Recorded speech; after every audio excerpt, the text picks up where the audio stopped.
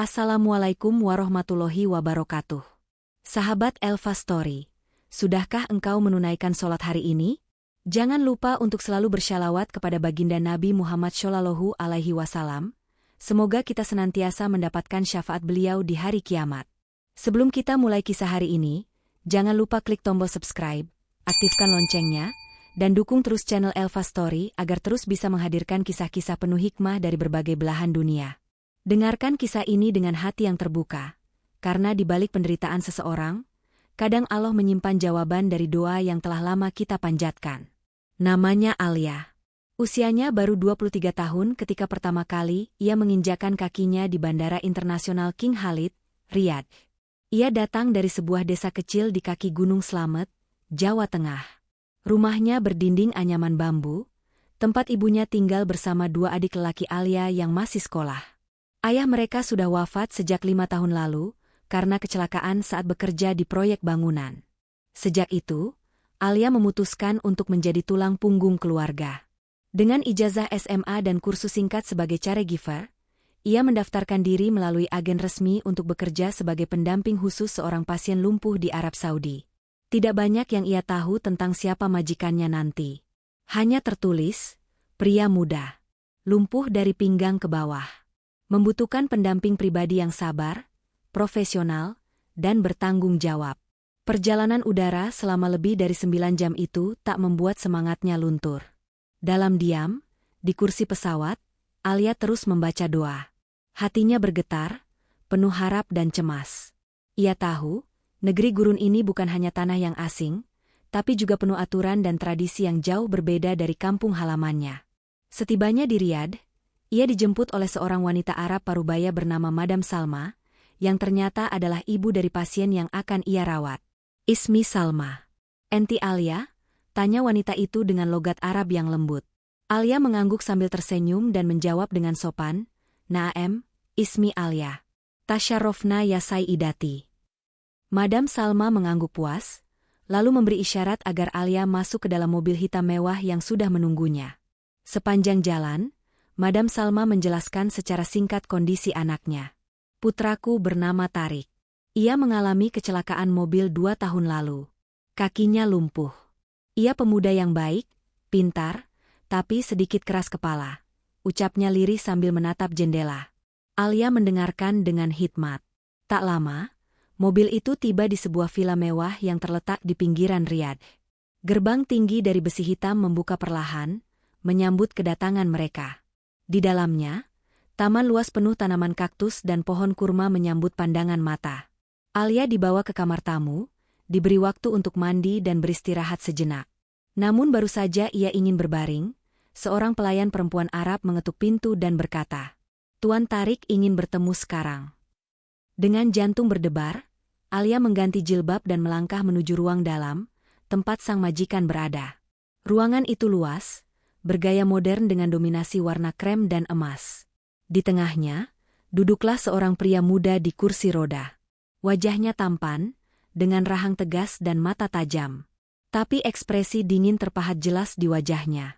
Ia memandangi Alia dari atas hingga bawah seakan sedang menilai barang dagangan. Kau datang dari Indonesia? Tanyanya datar. Iya, Tuan, jawab Alia pelan. Tarik menyandarkan punggungnya dan menghela napas. Kalau kau berpikir aku akan berterima kasih karena datang merawatku, kau salah. Aku tidak butuh belas kasihan. Alia menggenggam ujung bajunya. Matanya mulai memanas. Tapi ia hanya menunduk dan berkata lirih, saya tidak datang untuk dikasihani, Tuan. Saya datang untuk bekerja. Dan insya Allah, saya akan berusaha sebaik mungkin. Tarik memalingkan wajah. Kita lihat saja nanti. Sejak pertemuan pertama itu, Alia tahu, pekerjaan ini tidak akan mudah. Tapi entah mengapa, di balik tatapan sinis pria muda itu, ada sesuatu yang mengganjal di hatinya. Sesuatu yang belum bisa ia pahami. Sebuah luka lama, mungkin. Atau, rahasia yang akan mengubah hidupnya untuk selamanya. Hari-hari pertama Alia di rumah keluarga Al-Hulaifi penuh dengan kecanggungan dan tekanan. Tarik tidak pernah memanggilnya dengan nama. Ia hanya menyebut, hei, atau sekadar menatap tajam jika menginginkan sesuatu. Tapi Alia bertahan. Ia tahu, pekerjaan ini bukan hanya tentang menyeka tubuh seorang pasien, atau menyiapkan makanan dan obat, tapi juga tentang menghadapi seseorang yang sedang tenggelam dalam duka dan kemarahan. Pagi hari dimulai sejak pukul 6. Alia harus membantu Tarik mandi, mengganti pakaian, dan mempersiapkan terapi gerak ringan meskipun pria itu lebih sering menolak. Lupakan saja terapi itu. Kaki ini sudah mati. Kau buang-buang waktu, ucap Tarik suatu pagi dengan suara datar. Alia menatapnya sambil tersenyum tipis. Kaki boleh tidak bergerak, tapi Tuan masih punya hati. Biarkan saya membantu. Tidak ada yang sia-sia jika niatnya baik. Tarik tidak menjawab, tapi sorot matanya mulai berbeda. Sejak saat itu, ia tidak lagi membantah saat Alia membantunya duduk, menata bantal di punggung, atau sekadar menuntunnya mendorong kursi roda ke taman kecil di belakang villa.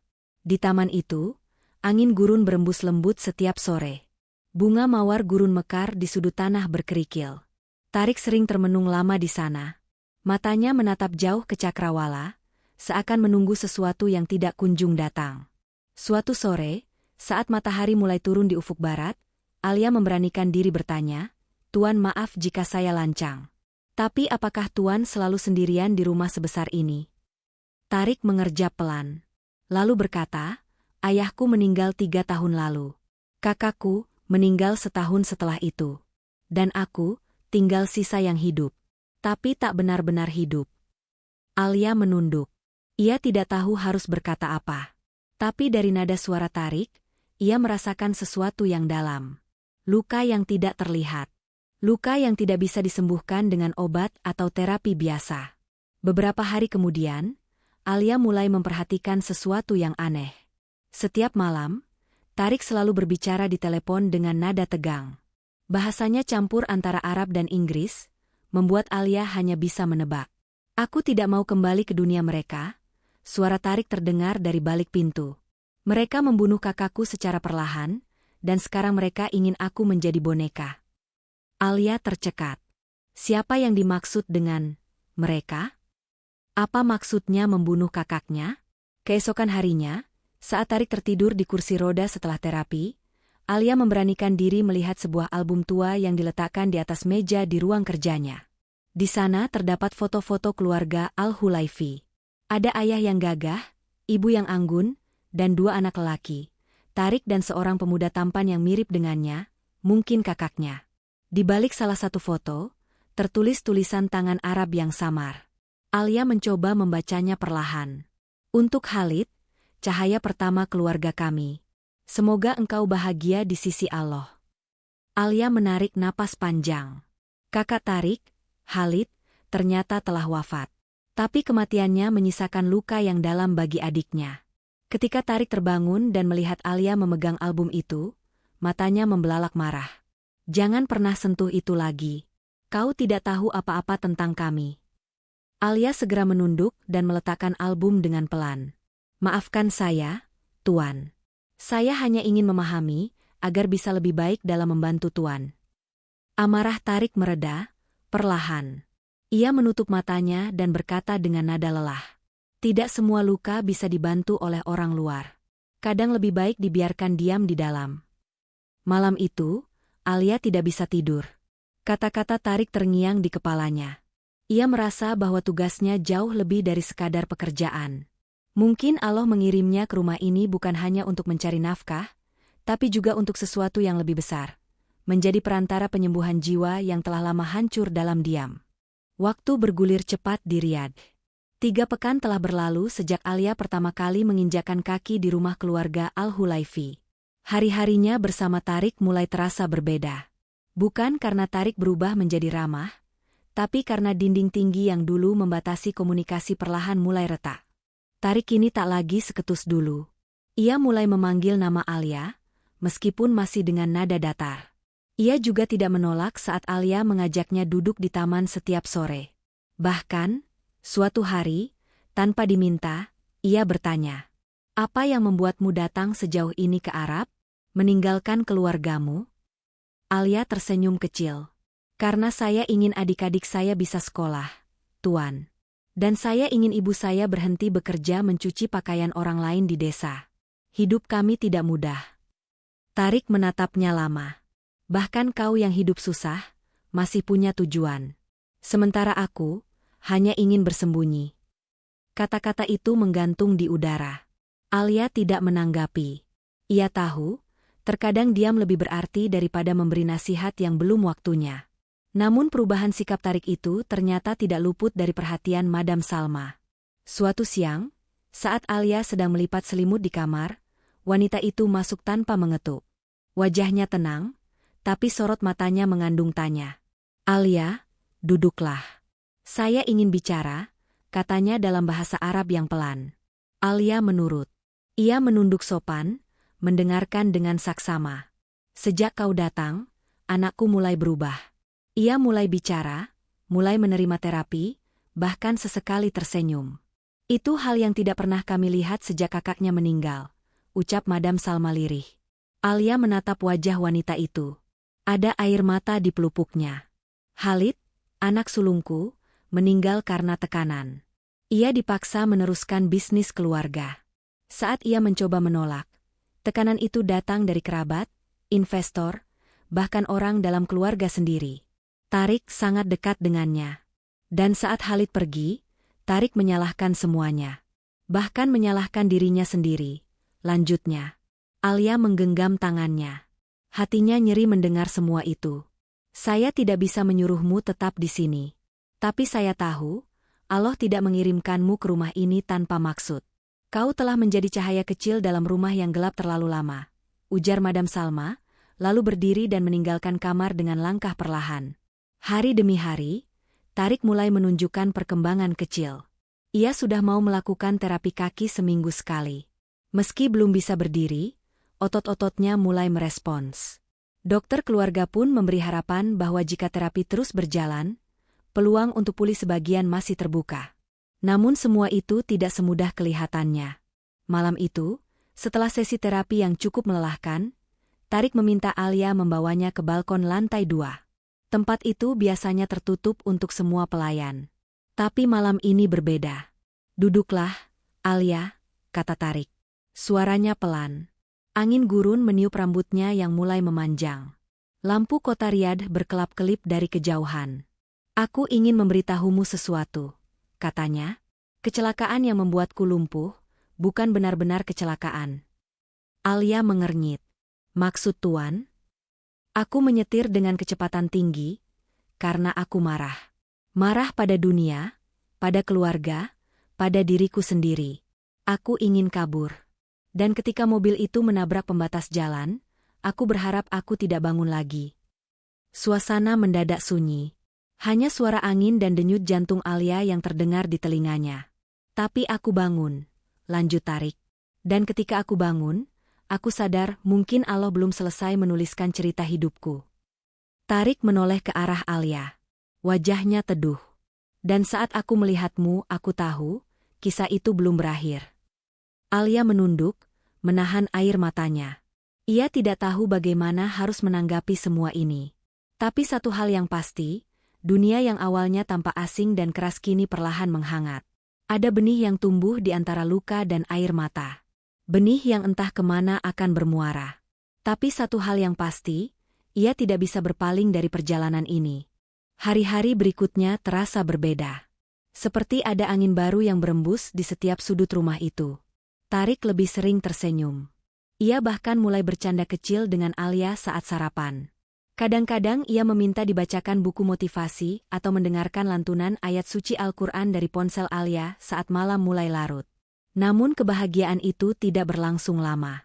Suatu pagi, rumah keluarga Al-Hulaifi kedatangan tamu istimewa. Mobil-mobil mewah berderet di halaman depan. Para lelaki bersorban putih dan jas panjang keluar dari kendaraan dengan langkah mantap. Di antara mereka, ada seorang pria berwajah keras bernama Sheikh Hamdan, paman dari pihak ayah Tarik. Alia melihat dari kejauhan saat Tarik didorong ke ruang tamu besar oleh pelayan laki-laki. Suara mereka terdengar keras, tegang, dalam bahasa Arab yang berat. Alia hanya bisa menangkap sepatah dua patah kata. Warisan, perusahaan, dan pernikahan. Beberapa menit kemudian, pintu terbuka dengan kasar. Tarik keluar dari ruangan dengan wajah memerah. Kursi rodanya digerakkan cepat, dan ia langsung menuju kamarnya, menutup pintu dengan suara menggelegar. Alia hendak mengetuk, tapi ia tahu saat seperti itu, lebih baik menunggu. Sore harinya, Tarik akhirnya keluar dan memanggil Alia ke taman.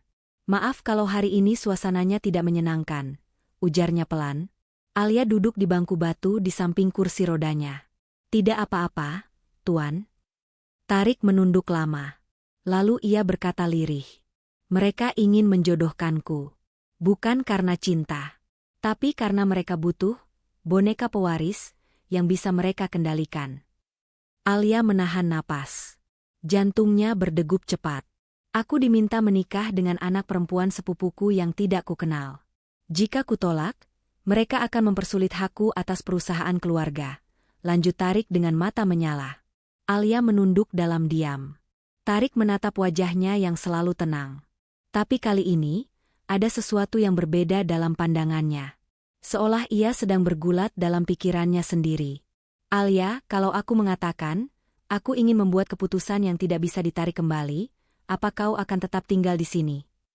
Alia memandangnya penuh tanya. "Saya tidak mengerti, Tuan." Tarik menghela napas berat. "Aku butuh waktu untuk meyakinkan diriku sendiri. Tapi satu hal yang pasti, aku tak ingin dijadikan boneka. Dan aku tak ingin hidupku dipaksa seperti masa lalu kakakku." Malam itu, Tarik mengurung diri di kamar. Alia tetap menjalankan tugasnya seperti biasa. Menyiapkan makan malam, menyeduh teh herbal, mengecek stok obat. Tapi hatinya tak bisa tenang. Di luar jendela, Riyadh diterangi bulan purnama. Dari celah jendela kamar Tarik, terdengar suara pelan, suara sholat malam. Untuk pertama kalinya, Alia mendengar Tarik bermunajat di atas sajadah, dengan suara serak tertahan. "Ya Allah, jika ia memang jalan keluar dari semua ini, maka mantapkan hatiku." Alia terdiam di balik pintu. Tangannya menggenggam erat nampan yang ia bawa. Hatinya tak karuan. Ia tak tahu pasti siapa yang dimaksud ia dalam doa itu. Tapi hatinya berdetak kencang, seakan tahu. Beberapa hari kemudian, suasana rumah kembali hening. Tidak ada lagi tamu. Tidak ada lagi suara debat. Tapi ketegangan masih terasa. Dan pada suatu siang yang panas, Tarik memanggil Alia ke ruang kerjanya. Ia duduk dengan tenang, mengenakan gamis putih bersih. Wajahnya bersih, berjenggot rapi, dan ada secercah cahaya di matanya yang dulu selalu kelam. "Alia," ucapnya dengan tenang. "Aku sudah membuat keputusan." Alia menunduk, menunggu. "Aku tidak akan menikah dengan perempuan yang mereka pilih. Aku ingin menikahi seseorang yang membuatku mengenal diriku kembali. Yang membuatku ingin berdiri, meski kakiku lemah. Yang membuatku berani menatap hidup setelah lama aku memilih mati." Alia menoleh perlahan. Matanya membelalak, dan bibirnya gemetar. Tarik menatapnya dalam-dalam. "Alia, aku ingin menikah denganmu. Jika kau bersedia." Suara di ruangan itu lenyap. Bahkan detak jam dinding pun terasa terhenti. Dunia seolah berhenti berputar hanya untuk menunggu satu jawaban. Ruangan itu sunyi. Sangat sunyi. Alia masih berdiri di ambang pintu, tak percaya akan kalimat yang baru saja ia dengar dari mulut pria yang selama ini ia rawat. Kata-kata itu tidak keluar dengan nada emosi, bukan pula luapan sesaat, melainkan dengan ketenangan dan ketegasan yang membuat dunia seperti berhenti. "Aku ingin menikah denganmu, Alia, jika kau bersedia." Alia menunduk. Jantungnya berdetak cepat. Suasana dalam dirinya penuh riuh. Ia datang ke negeri gurun ini untuk bekerja, untuk menolong keluarga di desa, bukan untuk menjadi istri seorang pemuda bangsawan Arab. Tapi hatinya tak bisa memungkiri, selama berbulan-bulan ini, ia melihat perubahan dalam diri Tarik. Ia menyaksikan luka demi luka itu terbuka, berdarah, dan perlahan sembuh. Dan di setiap luka itu, Alia hadir sebagai saksi. Dan mungkin, sebagai penyembuh. Tapi ia juga sadar. Dunia mereka berbeda. Saya hanya perempuan kampung, Tuan," ucap Alia perlahan. "Saya tidak layak berada di sisi Tuan." Tarik tersenyum pelan. "Dunia mengukur kelayakan dari harta dan silsilah. Tapi aku sudah pernah menjalani semua itu, Alia, dan aku hanya menemukan kehampaan. Lalu Allah mengirimmu, perempuan yang sederhana tapi mampu membuat hatiku kembali berdenyut. Itu cukup bagiku. Alia tidak menjawab. Ia hanya menunduk dan bergetar dalam diam. Beberapa hari setelah lamaran itu, rumah kembali diliputi ketegangan. Kabar keputusan Tarik yang menolak perjodohan resmi dari keluarga besar mulai menyebar. Para paman dan sepupu mulai berdatangan. Mereka bukan hanya mempertanyakan keputusan itu, tapi juga mencaci Alia diam-diam. Seorang perempuan asing, pelayan dari negeri jauh, dianggap aib jika menjadi istri pewaris keluarga Al-Hulaifi. Namun Tarik tak goyah. Suatu malam, ia mengumpulkan semua kerabat di ruang pertemuan. Di hadapan mereka, ia duduk tegak di kursi rodanya, mengenakan jubah putih dan sorban hitam, didampingi ibunya, Madam Salma. Aku tahu apa yang kalian bicarakan di belakangku. Kalian bilang aku gila. Kalian bilang aku mencoreng kehormatan keluarga. Tapi kalian lupa, kehormatan bukan hanya tentang silsilah. Kehormatan adalah tentang kemanusiaan. Beberapa wajah terlihat geram. Tapi Tarik melanjutkan. Alia telah merawatku di saat semua orang menjauh. Ia sabar di saat aku kasar. Ia tetap mendampingi meski aku mengusirnya. Dan ia tidak pernah sekalipun memanfaatkan keadaan. Bahkan ketika aku menawarkan pernikahan, ia tidak menjawab apapun. Karena ia terlalu rendah hati untuk percaya dirinya pantas. Suara Tarik menguat. Aku memilihnya. Bukan karena aku kasihan padanya. Tapi karena aku mencintainya. Jika kalian menganggap ini pengkhianatan terhadap darah Al-Hulaifi, maka biarlah darah itu tidak lagi mengalir dalam namaku. Ruangan hening. Semua orang membisu. Kalimat itu terlalu keras untuk seorang pria yang selama ini dianggap tidak lagi punya pengaruh dalam keluarga. Namun sebelum ada yang sempat berbicara, Madam Salma berdiri. Wajahnya tenang. Saya yang melahirkan Tarik. Dan saya yang tahu betapa selama ini ia berjuang sendiri dalam gelap. Kalau wanita yang membuatnya kembali kepada Allah dan kepada dirinya sendiri adalah seorang Indonesia sederhana, maka saya bersyukur. Karena Allah tidak memilihkan menantu yang cantik wajahnya saja, tapi yang bersih hatinya. Beberapa wanita Arab yang duduk di sisi ruangan mulai meneteskan air mata. Para pria tua terdiam, dan para sepupu hanya bisa menunduk. Hari itu menjadi hari penentu. 1 minggu kemudian, di ruang kecil di bagian belakang villa, tanpa pesta mewah, tanpa undangan luas, berlangsunglah akad nikah sederhana. Seorang kadi dari masjid setempat hadir untuk menghalalkan ikatan antara dua hati dari dunia yang berbeda. Tarik duduk dengan wajah tenang. Tangannya menggenggam tasbih kecil dari kayu zaitun. Alia duduk beberapa langkah di belakang hijab pembatas, didampingi Madam Salma. Ia mengenakan abaya putih sederhana, wajahnya pucat, tapi senyumnya tulus. Aku nikahkan engkau, Tarik bin Abdul Hulaifi, dengan Alia binti Sumarno, dengan mahar 3 dinar emas dibayar tunai. Aku terima nikahnya, dengan mahar tersebut, tunai karena Allah Ta'ala. Tangis pelan terdengar dari balik hijab. Hari itu, seorang perempuan desa menjadi istri sah dari seorang pria kaya Arab. Bukan karena kebetulan, tapi karena keberanian hati, keikhlasan jiwa, dan ketetapan takdir yang tidak bisa dilawan siapapun.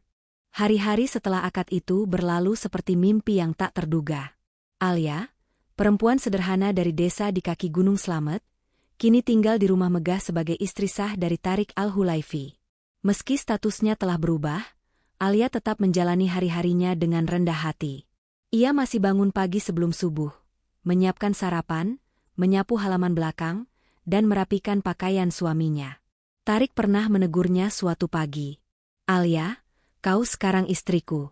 Kau tidak perlu melakukan semua ini sendirian. Rumah ini punya banyak pelayan.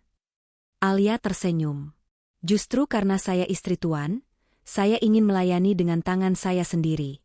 Saya tidak melupakan dari mana saya berasal. Tarik hanya bisa menghela napas. Ia tidak bisa menolak kebaikan hati Alia yang membuatnya merasa lebih hidup dari sebelumnya. Hari-hari pernikahan mereka bukanlah tentang pesta atau liburan, tapi tentang adaptasi dan menyatukan dua dunia. Tarik masih menjalani fisioterapi, kini dengan semangat yang berbeda. Setiap kali ia berhasil mengangkat lutut atau menahan beban di kakinya walau hanya 5 detik, Alia selalu memberinya tepuk tangan kecil dan pujian hangat. Alhamdulillah, Tuan semakin kuat. Sedikit demi sedikit, seperti menanam pohon kurma di padang pasir, kata Alia sambil tertawa pelan. Tarik tersenyum. Dan kau adalah airnya. Namun, kebahagiaan itu bukan tanpa gangguan. Beberapa kerabat masih belum bisa menerima Alia sepenuhnya. Mereka tidak lagi terang-terangan mencaci, tapi sindiran halus sering terdengar dalam jamuan keluarga. Dia cantik untuk ukuran Asia Tenggara. Aku tidak menyangka Tarik akan memilih perawat sebagai istri. Tapi mungkin ini semacam amal. Semoga anak-anak mereka tidak kehilangan identitas Arabnya. Alia hanya tersenyum saat mendengarnya. Ia tidak menanggapi. Tapi hatinya tetap tenang karena Tarik selalu di sisinya. Bahkan, suatu malam, setelah sebuah acara keluarga yang dipenuhi sindiran, Tarik memanggil Alia ke balkon kamar mereka. Ia menggenggam tangan istrinya erat. Jangan biarkan ucapan mereka masuk ke hatimu. Yang kau lakukan hari ini jauh lebih mulia daripada mereka yang hanya mewarisi nama tanpa perjuangan. Aku menikahimu bukan untuk dipamerkan, tapi karena aku ingin berjalan ke surga bersamamu. Alia menahan tangis. Ia tahu, cintanya tidak akan mudah. Tapi ia juga tahu, Allah tidak pernah salah menempatkan hambanya. Beberapa bulan kemudian, Tarik membuat keputusan mengejutkan. Ia ingin kembali ke dunia bisnis. Aku sudah cukup lama bersembunyi. Sudah saatnya aku mengambil alih perusahaan ayahku. Tapi kali ini bukan karena paksaan, bukan karena nama keluarga, melainkan karena aku ingin membuktikan bahwa aku bisa berdiri lahir dan batin. Alia mendukung sepenuhnya. Setiap pagi sebelum berangkat, ia menyiapkan jas Tarik, memakaikan jam tangannya, lalu mengantarnya sampai ke mobil. Jangan lupa makan siang, Tuan. Dan jangan terlalu keras pada rapat pertama, ujarnya sambil tersenyum. Istriku sekarang seperti sekretaris CEO. Balas Tarik sambil mencium punggung tangan Alia. Di kantor pusat Al-Hulaifi Group, banyak orang terkejut melihat Tarik hadir kembali dengan percaya diri. Masih dengan kursi roda, tapi langkahnya mantap, dan pandangannya tajam. Bahkan ia mulai berpidato mewakili perusahaan, menghadiri konferensi, dan memberikan wawancara khusus kepada media Timur Tengah. Dalam sebuah wawancara, ketika ditanya tentang motivasi terbesarnya untuk bangkit, Tarik menjawab tanpa ragu. Saya diselamatkan oleh Allah lewat seorang perempuan Indonesia. Ia datang untuk merawat tubuh saya, tapi justru menyembuhkan jiwa saya. Nama Alia menjadi perbincangan. Beberapa media internasional mencoba menggali cerita mereka. Tapi Alia tetap rendah hati. Ia menolak tampil di layar. Ia hanya ingin hidup sebagai istri, bukan ikon publik. Saya hanya ingin menjadi pelengkap suami saya, ucap Alia pada wartawan yang datang ke villa mereka. Namun badai belum sepenuhnya reda. Pada suatu malam, saat Tarik baru saja kembali dari perjalanan bisnis ke Dubai, seorang pengacara keluarga membawa berita buruk. Salah satu sepupu Tarik, yang tidak terima dengan hak waris yang dibekukan karena tidak terlibat aktif, menggugat Tarik ke pengadilan syariah. Ia menyebut bahwa pernikahan Tarik dengan perempuan asing tidak sah dan mempengaruhi hak waris keluarga. Tarik terdiam saat membaca surat gugatan itu. Alia yang duduk di sisinya langsung menggenggam tangannya. Apa Tuan menyesal menikahi saya? Tanyanya pelan. Tarik menoleh cepat. Demi Allah, tidak pernah sekalipun. Malam itu, mereka kembali berada dalam badai. Tapi kali ini, tidak sendiri. Kini, mereka hadapi bersama, sebagai suami istri, sebagai sahabat, dan sebagai dua jiwa yang saling menjaga. Hari itu Riyadh diguyur hujan tipis yang langka. Langit tampak muram, seolah ikut merasakan apa yang sedang menimpa keluarga kecil Alia dan Tarik. Di ruang kerja rumah utama, Tarik duduk memandangi berkas-berkas gugatan yang dibawa oleh pengacara keluarga. Mata tajamnya menyapu tiap kalimat yang ditulis dengan niat menjatuhkannya. Ia menghela napas panjang. Mereka mencoba membatalkan pernikahan kita lewat hukum. Ini bukan hanya tentang warisan, Alia, tapi tentang harga diri. Alia duduk di seberangnya. Wajahnya tetap tenang, meski sorot matanya menyimpan gemuruh. Kalau memang mereka ingin mempermalukan saya karena asal saya, biarlah. Tapi saya tidak akan biarkan nama Tuan tercoreng. Tarik menatap istrinya dalam-dalam. Kau tidak salah. Bahkan jika aku harus kehilangan semua properti dan warisan itu, aku tidak akan mencabut kata ijabku padamu. Namun pertarungan belum usai. Di pengadilan syariah Riyadh, gugatan diajukan oleh seorang pria bernama Bassam Al-Hulaifi, sepupu dari Tariq. Ia dikenal sebagai pebisnis ambisius, yang selama ini mengincar posisi di jajaran Direktur Utama Al-Hulaifi Group. Dalam pernyataannya, ia menyebut bahwa Tariq tidak dalam kondisi stabil secara mental saat menikahi Alia, dan bahwa wanita itu memanfaatkan kelemahan psikologis untuk masuk ke dalam keluarga. Tariq mengepalkan tangan. Wajahnya tidak lagi tenang. Tapi Alia menaruh tangannya di atas tangan suaminya. Tuan tidak perlu membela saya di hadapan mereka. Cukup hadapi semuanya dengan tenang. Kebenaran itu tidak berteriak, ia akan terbukti dengan sendirinya. Hari persidangan ditetapkan. Di aula pengadilan syariah Riyadh, pengunjung memenuhi ruangan. Media lokal diam-diam menyorot jalannya persidangan. Tariq hadir dengan mengenakan gamis putih dan serban bersih, duduk tegak di kursi rodanya. Sementara Alia mendampingi dari kejauhan, di balik sekat ruangan wanita. Bassam hadir dengan tim pengacaranya, lengkap dengan berkas dan saksi-saksi. Ia menyampaikan bahwa Alia adalah perempuan asing yang mendekati Tariq saat dalam keadaan lemah, dan bahwa pernikahan ini cacat hukum. Namun sebelum hakim menyimpulkan apapun, Tariq mengangkat tangannya.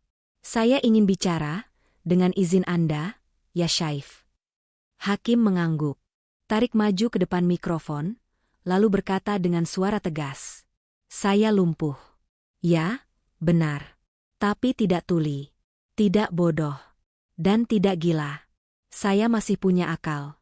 Dan saya memilih menikah bukan karena kasihan, bukan karena tekanan, tapi karena cinta dan keyakinan. Ruangan hening. Lalu Tariq melanjutkan. Alia tidak pernah sekalipun meminta bagian dari kekayaan saya. Ia bahkan tak pernah menyentuh uang saya. Satu-satunya yang ia sentuh adalah hati saya yang sudah hancur, dan ia menyatukannya kembali dengan doa dan sabar. Beberapa orang mulai menangis. Bahkan hakim tampak menunduk, menyeka kacamata dengan pelan. Sidang pun ditunda untuk memberi waktu pemeriksaan ulang bukti dan pernyataan saksi. Tariq dan Alia pulang malam itu dengan tubuh lelah, tapi hati yang sedikit lebih ringan. Beberapa hari kemudian, keputusan pengadilan keluar. Hakim memutuskan bahwa pernikahan antara Tariq dan Alia sah secara syariat dan negara, dan bahwa tidak ada cukup bukti yang menunjukkan manipulasi atau tekanan. Gugatan sepupu Tariq ditolak sepenuhnya. Malam itu, untuk pertama kalinya sejak menikah, Tariq mengajak Alia makan malam di luar. Mereka memilih restoran atap terbuka yang menghadap ke lampu kota Riyadh. Angin gurun malam berhembus lembut. Tariq memandang istrinya dengan mata yang teduh, penuh syukur. Alia, jika bukan karenamu, aku mungkin masih tenggelam dalam luka. Tapi sekarang, aku ingin melangkah ke babak baru. Alia tersenyum. Ia tidak menjawab. Ia hanya menggenggam tangan Tariq dan menunduk, menahan air mata syukur. Tapi tepat saat malam itu nyaris sempurna, sesuatu yang tak diduga terjadi. Di halaman parkir villa mereka, seorang pria berpakaian gelap menyelinap di bawah bayang-bayang pohon kurma. Ia menatap tajam ke arah balkon kamar Tariq, sambil memegang sebuah amplop tebal dan sebuah foto lama foto Khalid, kakak Tariq, yang telah wafat. Langit Riyadh pagi itu cerah. Tapi di dalam villa keluarga Al-Hulaifi, suasana hati Alia justru penuh awan gelap. Sudah 2 hari sejak Tariq menerima surat misterius di meja kerjanya. Surat itu tak bertanda pengirim, hanya berisi satu kalimat pendek. Kau tidak tahu siapa yang sebenarnya menyebabkan Khalid mati. Di dalamnya, ada foto Khalid bersama seorang pria asing. Foto itu diambil dengan sudut yang mencurigakan, seolah ingin disembunyikan. Sejak menerima surat itu, Tariq jadi pendiam. Ia kembali mengurung diri, seperti dulu. Alia mencoba menghibur, tapi kali ini luka yang dibuka terasa lebih dalam. Ia hanya bisa menunggu.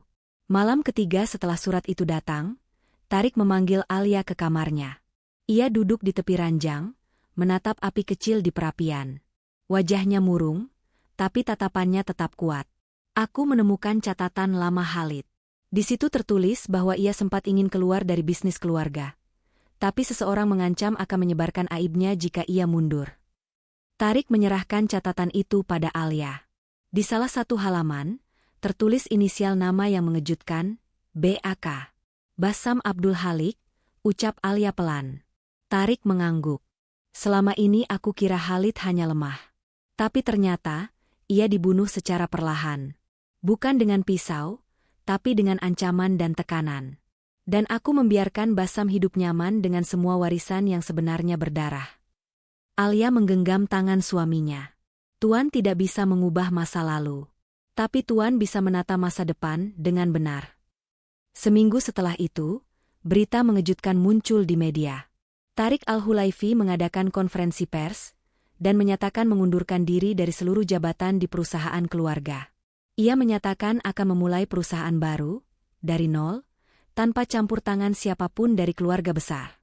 Lebih dari itu, ia juga melaporkan Bassam ke pihak berwenang dengan bukti surat-surat dan catatan lama Khalid yang ditemukan Alia. Kasus Khalid yang dulu dinyatakan kematian wajar, kini dibuka ulang oleh polisi. Riyad heboh. Tapi Tarik tidak peduli. Baginya, ini bukan soal membalas. Ini tentang menghormati orang yang pernah ia cintai, Khalid. Beberapa bulan kemudian, Tarik dan Alia berdiri di hadapan sebuah bangunan sederhana di pinggiran Riyadh. Di sana tertulis, Darul Wardah, Klinik Rehabilitasi dan Kemandirian Disabilitas. Bangunan itu adalah impian baru mereka, klinik gratis bagi para korban kecelakaan dan difabel yang ingin bangkit tanpa beban biaya. Semua dibiayai dari dana pribadi Tarik dan hasil usaha yang ia mulai dari awal. Hari pembukaan klinik itu bertepatan dengan tanggal pernikahan mereka. Dan atas permintaan Tarik sendiri, ia mengadakan pernikahan kedua. Bukan pesta mewah, tapi akad ulang yang sederhana, di masjid kecil yang berdiri di dekat klinik itu. Dalam ruangan yang hangat oleh cahaya sore, Tarik kembali mengucap ijab untuk Alia. Suaranya jelas, tanpa ragu. Dan untuk kedua kalinya, Alia menjadi istri yang sah, bukan karena kewajiban, tapi karena cinta yang telah tumbuh kokoh setelah badai berlalu. Sesudah akad, Tarik menatap Alia dan berkata, "Kali ini, bukan aku yang memilihmu, tapi takdir yang kembali memilih kita." Alia tersenyum, lalu menjawab dengan tenang. "Dan saya akan tetap memilih Tuan, bahkan jika semua harus dimulai dari awal lagi." Angin sore meniup ujung kerudung Alia. Dan pada saat itu, Riyadh terasa tak lagi asing. Di antara langit pasir dan reruntuhan luka, akhirnya mereka menanam cinta bukan di atas kemewahan, tapi di atas ketulusan.